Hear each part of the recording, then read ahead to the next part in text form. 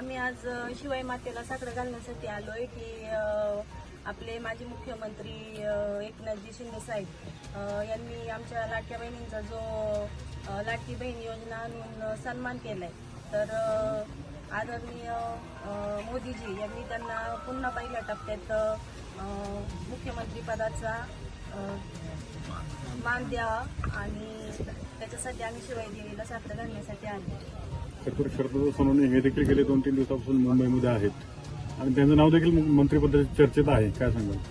नाही, आमची सर्वांची मनापासून इच्छा आहे की शरदांना सुद्धा मंत्रिपदाची संधी द्यावी आणि त्यांच्यासारखं काम करणारा माणूस दुसरा कुणी असू शकत नाही किंवा त्यांच्या इतका कुणी नाही करू शकत असं वाटतं. तुम्ही काय सांगाल? आमची एवढीच इच्छा आहे का दादांना ह्यावेळेस सरकारने आपले मोदी साहेबांनी संधी द्यावी मंत्रिपद देण्यासाठी.